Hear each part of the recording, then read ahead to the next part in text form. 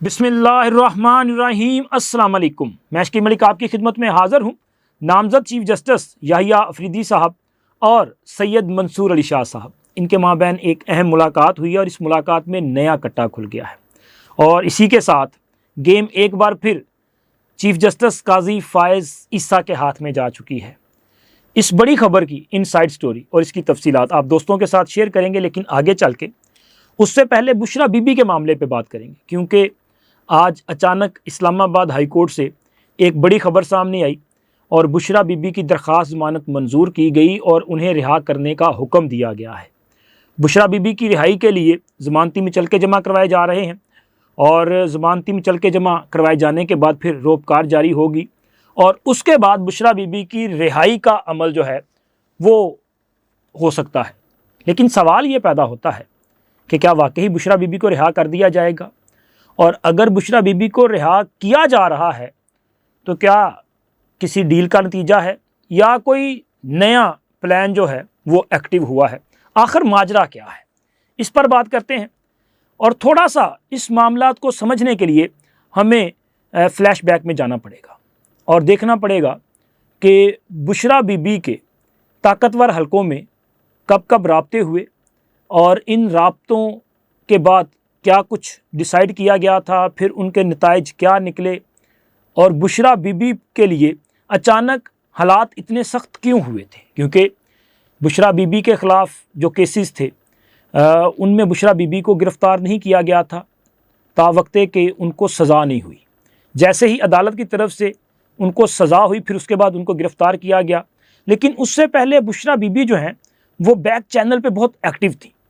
आपको याद होगा कि इस्लामाबाद में एक काले शीशे वाली गाड़ी और बुशरा बीबी और फिर उसके बाद इस्लामाबाद के एक बहुत ही ताकतवर ऑफिस में मुलाकात, और ये कहा जाता रहा कि कंट्रोल टावर के साथ राब्ता, और इस राब्ते के दौरान बुशरा बीबी ने इमरान खान के लिए एक डील हासिल की थी। मुबैना तौर पे उस डील से इमरान खान ने इनकार किया और फिर बुशरा बीबी जो हैं उन्होंने भी अपना रवैया तब्दील किया और उन्होंने इस्टेब्लिशमेंट के हवाले से सख्त मौक़िफ़ अपनाया। जैसे कि आपको याद होगा कि बुशरा बीबी ने पहली बार ये इल्ज़ाम आयद किया था कि इमरान खान के कत्ल की मनसूबाबंदी की जा रही है और उन्होंने इस मनसूबाबंदी की ज़िम्मेदारी अहम तरीन अथॉरिटीज़ पे आयद की थी और बाद अज़ां फिर बुशरा बीबी गिरफ़्तार भी हुई और इस गिरफ़्तारी के बाद भी बुशरा बीबी को रिहाई नसीब हुई। यानी कि जैसे अभी उनकी ज़मानत मंजूर हुई है और उनको रिहा करने का हुक्म दिया गया, इससे पहले भी उनकी ज़मानत मंजूर हुई और उन्हें रिहा करने का हुक्म दिया गया। रोबकार जारी हुई, जमा हुई और बुशरा बीबी को अडयाला जेल से रिहा किया गया। लेकिन जैसे ही वो एक गेट से बाहर आई तो उन्हें गिरफ़्तार करके दूसरे गेट से दोबारा अडयाला जेल में कैद कर दिया गया। यानी कि वही पॉलिसी जो तहरीके इंसाफ के दीगर लोगों के हवाले से थी कि किसी सूरत भी इनको रिहा नहीं किया जाएगा। हालांकि अदालतों से सहूलतकारी हो रही थी। 9 मई के मुल्ज़मान जिनके ख़िलाफ़ जो है वो अपना नाकाबिले तरदीद शवाहद मौजूद थे, उनको अदालतों ने रिहा कर दिया, उनको बरी किया, उनको ज़मानतें दी। लेकिन इसके बावजूद उन लोगों को बार बार गिरफ़्तार किया जाता रहा और ये हमारी हुकूमत की और सिस्टम को चलाने वालों की पॉलिसी थी कि इन लोगों को किसी सूरत भी रिलीज़ नहीं किया जाएगा। यानी कि 9 मई वालों से मुकम्मल हिसाब लिया जाएगा, इसलिए उनको गिरफ़्तार किया जाता रहा। अब बुशरा बीबी के लिए अचानक ये फ़ैसला सामने आ जाना और उसके बाद रोबकार का इजरा, तो हो सकता है कि बुशरा बीबी ने वाकई कोई डील हासिल कर ली हो, क्योंकि बुशरा बीबी की बहन मरियम रियाज़ वट्टू वो यूँ तो बैरून मुल्क हैं लेकिन वहाँ पे काफ़ी एक्टिव हैं। अक्सर आपको वो मुख्तलिफ़ सोशल मीडिया प्लेटफार्म पे बड़ी शोर करती हुई दिखाई देती हैं और वो हमेशा एक बात करती हैं कि तहरीके इंसाफ ने बतौर सियासी जमात उनकी बहन के साथ ज़्यादती की है। वो इमरान खान की तो बात करते हैं, वो बाकी किसी की बात तो करते हैं, लेकिन कभी उन्होंने बुशरा बीबी के लिए आवाज़ नहीं उठाई। वो तहरीके इंसाफ के सोशल मीडिया पर भी जो है वो नाखुश हैं और उन पर भी ये इल्ज़ाम लगाती हैं कि उन्होंने भी कभी बुशरा बीबी के लिए आवाज़ नहीं उठाई और वो तनहा बुशरा बीबी के लिए आवाज़ उठाती हैं। तो अब बुशरा बीबी की रिहाई होने जा रही है, तो या तो हो सकता है कि उनकी तरफ से कोई राब्तों शाब्तों का कोई मामला हो, और दूसरा ये भी हो सकता है कि DGISI की तब्दीली के बाद पॉलिसी तब्दील हुई हो, प्लान में तब्दीली की गई हो, और वैसे भी इस वक्त तहरीके इंसाफ के अंदर एक इंतशार जारी है। एक तो वैसे भी ये इंतशारी जमात है, लेकिन इनके अंदर इंतशार पैदा हो चुका है कि मुख्तलिफ ग्रुप्स खड़े हो चुके हैं। अभी आप देखें कि ये जो आइनी तरामीम का मामला था, उसमें तो तमाम जो हक़ाइक़ थे वो खुलकर सामने आ गए कि तहरीके इंसाफ एक तरह से लीडरशिप लेस जमात है और इस वक्त पार्टी में क़यादत का फुकदान है। कोई भी बैरिस्टर गौहर या किसी और की क़यादत को मानने के लिए तैयार ही नहीं है। इवन के अली अमीन गंडापुर, वो मेरा ख्याल है कि खैबर पख्तूनख्वा की तारीख़ के सबसे कमज़ोर तरीन वज़ीर आला हैं। यूँ तो वो बड़के शड़के बड़ी मारते हैं, लेकिन अमलन उनकी हुकूमत जो है वो बहुत कमज़ोर है और मुख्तलिफ़ बैसाखियों के सहारे जो है वो खड़ी है, और किसी वक्त भी इस हुकूमत का भी धड़न तख्ता हो सकता है। वैसे इस हुकूमत की जो असल बैकबोन है वो हमारे ताकतवर ही हैं, हमारे वो जो अपना इस्टेब्लिशमेंट के मजबूत थंब है ना, उन्होंने इसको सहारा दे रखा है, वरना ये हुकूमत जो है वो कब की गिर चुकी होती। लेकिन ज़ाहिर अली अमीन गंडापुर भी तो उनके लिए अपना किरदार अदा कर रहे हैं। अब बुशरा बीबी को हो सकता है कि इसलिए रिहा किया जा रहा हो कि एक और ग्रुप सामने आ जाए। वैसे तो शाह महमूद कुरैशी साहब भी मैनेज हो चुके हैं और कुरैशी साहब का मामला जो है वो तय पा चुका है। वैसे तो आप देखें ना कि इमरान खान पे मुलाकातों पे पाबंदी, लेकिन शाह साहब के लिए जेल के दरवाजे खुल जाते हैं। मेहरबानो कुरैशी और बाकी लोग उनसे मुलाकातें करते हैं। वैसे चंद वो जो होते हैं ना अपना मुहिब्बे वतन किस्म के, वो भी मुलाकातें फरमा के गए हैं शाह साहब से। और ये जो बंद कमरों में, बल्कि जेल के बंद कमरे ही होते हैं, और इन बंद कमरों में अहम तरीन शख्सियात के पैगामात और फिर उसके बाद खैर सगाली के जज्बात, तो उनके साथ भी कुछ चीज़ें जो हैं वो डील की जा चुकी हैं। तो इंशाल्लाह किसी और वीडियो में उस पर डिटेल से बात करेंगे। लेकिन बताने का मकसद ये था कि अगर बुशरा बीबी किसी प्लान का हिस्सा है तो एक और प्लान भी है, वो भी एक्टिव होने जा रहा है, शाह महमूद कुरैशी साहब। और आने वाले दिनों में आप देखेंगे कि कुरैशी साहब जो हैं वो जेल से बाहर होंगे और तहरीके इंसाफ की क़यादत कर रहे होंगे। फिर उसके बाद जो होगा उसका अंदाज़ा आप लगा सकते हैं।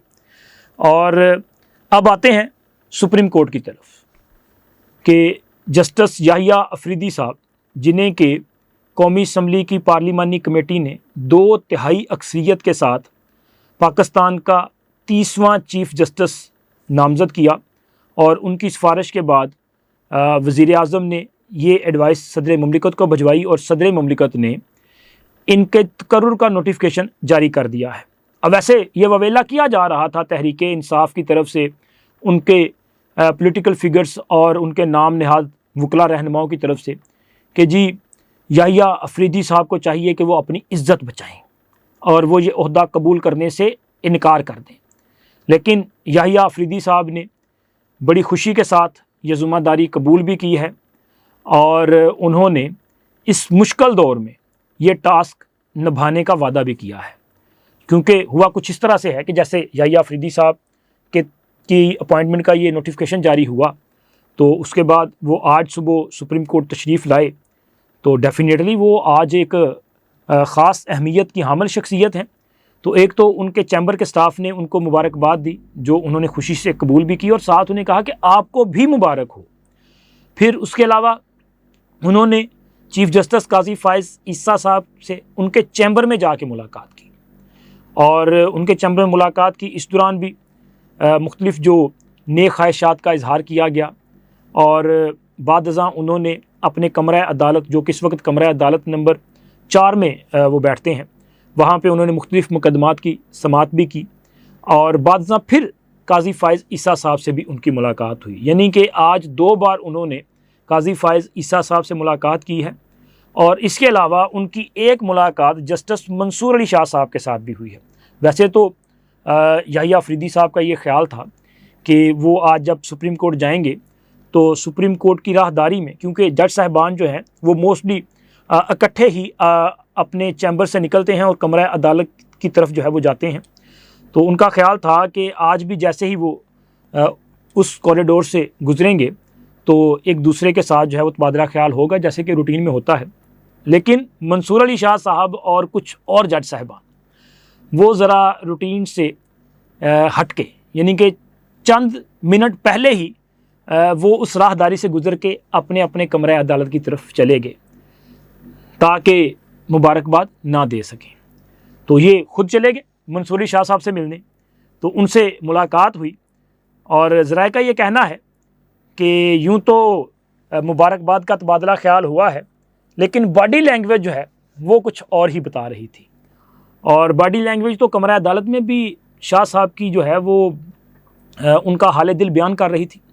कल शाह साहब बड़े चहक रहे थे, बड़े खिलखिला रहे थे, क्योंकि वो पहली मरतबा कमरा अदालत नंबर 1 में बैठे थे और बिल्कुल सेंटर वाली वो जो चेयर है ना जिस पे चीफ जस्टिस ऑफ पाकिस्तान वो बैठते हैं, तो वो उस चेयर पे बैठे हुए थे और उनके दाएं बाएं जो है 2 और जज साहब थे, वो केसों की समाअत कर रहे थे और बड़े मुस्कुरा रहे थे और बड़े पुरुमीद भी थे। और पुरुमीद इसलिए भी थे कि उन्होंने बड़ी एफर्ट की थी, राब्ते शाब्ते किए थे और उन्हीं राब्तों की वजह से कल पीपल्स पार्टी की तरफ से पार्लिमानी कमेटी में मंसूर अली शाह साहब का नाम पुट किया गया था और कहा गया था कि जी वो सीनियर प्यूनियर जज हैं और बड़े काबिल जज हैं। नो डाउट मंसूर अली शाह साहब जो हैं बड़े पाकिस्तान की तारीख के जो चंद बेहतरीन जज हैं उनमें एक नाम मंसूर अली शाह साहब का भी है। लेकिन मौजूदा सिनेरियो में इस वक्त मंसूर अली शाह साहब जो हैं वो फिट नहीं आ रहे। उसकी वजह यह है कि मंसूर अली शाह साहब एक सियासी जमात के असर में आ चुके हैं और अगर वो उस सियासी जमात के असर में आके फैसले करते हैं तो फिर ये फैसले किसी के लिए काबिल कबूल नहीं होंगे। अब देखें ना कि 8 जजिस का फैसला जो कि मंसूर अली शाह साहब ने तहरीर किया है मखसूस नशिस्तों के हवाले से, वो फैसला बुनियाद बना है मंसूर अली शाह साहब का ये जो रास्ता रुका है ना चीफ जस्टिस वाला, उसकी बुनियाद ये बना है। अगर ये फैसला ना होता तो आज मंसूर अली शाह साहब चीफ जस्टिस ऑफ पाकिस्तान होते। मुनीब अख्तर साहब किसी सूरत भी कभी भी चीफ जस्टिस की दौड़ में शामिल नहीं होने थे, लेकिन मंसूर अली शाह साहब चीफ जस्टिस बन सकते थे। लेकिन वो फैसला और उस फैसले के बाद जो वजाहतें जारी की गई उन्होंने सोचने पे मजबूर कर दिया कि इन पे क्या एतमाद किया जा सकता है। इवन के पीपल्स पार्टी वाले वो लोग जो मंसूर अली शाह साहब के लिए लॉबिंग कर रहे थे वो भी परेशान थे कि करें तो करें क्या। अब शाह साहब ने तो वजाहत पे वजाहत जारी कर दी है तो अब मामला ख़राब है। तो खैर मंसूर अली शाह साहब जो हैं वो इस दौर से मुकम्मल तौर पे आउट हुए और आज कमरा अदालत नंबर 1 में वो मायूस थे। उनके चेहरे पे वो जो अपना एक खुशी वाली थी ना, एक 24 घंटे पहले वाली, वो आज नहीं थी। और आज फिर जो उनके पास केस था वो भी एक वजारत पेट्रोलियम के अफसरान के हवाले से था, तो उसमें भी कुछ आइनी सवालात हैं। तो उन्होंने कहा जी ये तो आइनी बेंच के सामने मामला जाना है, तो वो भी उन्होंने फिर जो है वापस भिजवा दिया। ज़ाहिर है अब आइनी बेंच जो है वो सबसे अहम होगा और आइनी बेंच ही देखेगा कि असल केसेस जो हैं उन पे क्या फ़ैसले होने हैं। और आइनी बेंच की तश्कील जो है वो मेरा ख्याल है कि एक बार फिर काजी फ़ायज़ ईसा साहब के हाथ में जारी, क्योंकि अभी 25 अक्टूबर रात 12 बजे तक काजी फ़ायज़ ईसा साहब चीफ जस्टिस ऑफ पाकिस्तान हैं और बतौर चीफ जस्टिस ऑफ पाकिस्तान उनके पास तमाम इख्तियारात हैं और इन 2 या 3 दिनों के दौरान वो जुडिशल कमीशन का इजलास कॉल कर सकते हैं। वैसे अमूमी तौर पे होता यह है कि अगर कोई चीफ जस्टिस नामजद कर दिया जाए तो फिर उन्हीं का ये इख्तियार होता है कि वो आके फ़ैसला कर लें और कोशिश ये की जाती है रवायती तौर पे कि जी नए चीफ जस्टिस साहब जो हैं वो फ़ैसला करें। लेकिन अभी गेम जो है वो काजी साहब के हाथ में है और ज़राए का कहना है कि हो सकता है कि काजी फ़ायज़ ईसा साहब जुडिशल कमीशन का इजलास कॉल करें और उसमें आइनी बेंच के सरबराह और आइनी बेंच के मेंबरान का तकर्रुर किया जाए, फ़ैसला किया जाए कि बेंच में कौन कौन शामिल होगा और कौन इसका सरबराह होगा। तो फिर तो गेम काजी साहब के हाथ में है ना। और अगर वो ये बेंच बना जाते हैं तो फिर मेरा ख्याल है कि हो सकता है अगले 6 माह या 1 साल के लिए वही बेंच जो है वो काम करता रहे और उसके बाद फिर देखा जाए। लेकिन काजी साहब को जो आउट करना चाहते थे वो सारे के सारे आउट हो चुके हैं, और काजी साहब अगर रिटायरमेंट के बाद जा रहे हैं तो वैसे कुछ इस किस्म की वाइब्स आ रही हैं इस्लामाबाद से कि काजी साहब वापस भी आ रहे हैं। कैसे वापस आ रहे हैं वो इंशाल्लाह किसी और वीडियो में बात करेंगे। अभी मैं इस पर काम कर रहा हूँ कि हुकूमत और ताकतवर हलके क्या सोच रहे हैं और क्या फ़ैसला करने जा रहे हैं। तो इंशाल्लाह अगले चंद रोज़ में इस पर भी बात करेंगे। लेकिन बड़ी ख़बर यह है कि तहरीके इंसाफ की उम्मीदें पूरी नहीं होंगी।